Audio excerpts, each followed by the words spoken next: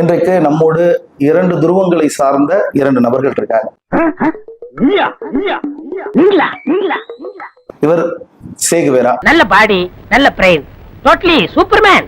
அப்ப இன்னொருத்தர் no comments, simply ways. ஏதோ சேர்த்துக்கிட்டோம்னு வச்சுக்கிட்டு இருக்கேன்.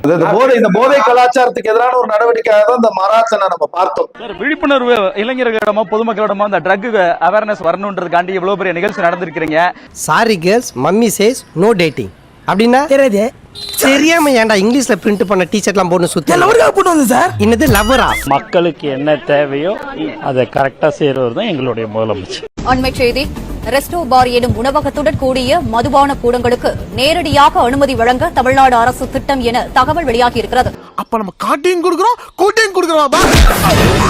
இப்ப அந்த மாரத்தான்ல பங்கெடுத்துக்கிட்ட அமைச்சர் சரத் மீது ஒரு பெரிய குற்றச்சாட்டு வந்தது.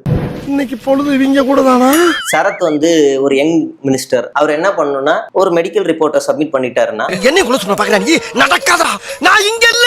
ஐயோ என்ன நானே போட்டு விளக்கு வீடியோவே ஒரு அமைச்சர், இதுக்கு எத்தனை அமைச்சர் இந்த மாதிரி சின்ன விஷயத்துக்கு தண்ணி ஒரு சாதாரண பிரச்சனைக்கு இது வந்து 2020 சாதாரண பிரச்சனை இல்ல, அது மிகப்பெரிய கடுமையான பிரச்சனை தான். தவறு நான் சொன்ன வார்த்தை. நான் வந்து ஒரு என் குழந்தைக்கு நான் கொடுத்துருக்கேன் டேப்லெட். அந்த மாதிரி இதெல்லாம் நம்புற மாதிரி அங்க இருக்குது. நான் என்ன பண்ணுவேன், என் கார்டு நான் இப்போ நான் பண்ணி காட்டுவேன். இப்போ நான் எதுக்கு தேடி போய் ஒரு பண்ணிய பாக்கணும்? அதுக்கு பதிலா தான் உன்னை பாக்குறேன்ல.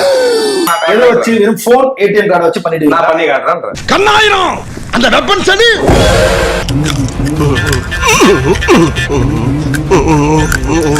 நாக்காடு சாருக்கு ஆஸ்பத்திரி ரொட்டியெல்லாம் இப்படித்தான் இருக்கும் போல் இருக்கு. சரி, என் மேல மாத்திரையை தெறிக்க விட்டுருக்கீங்க. ஐயா ஐயா மன்னிச்சுக்கங்க ஐயா, மன்னிச்சிரதா.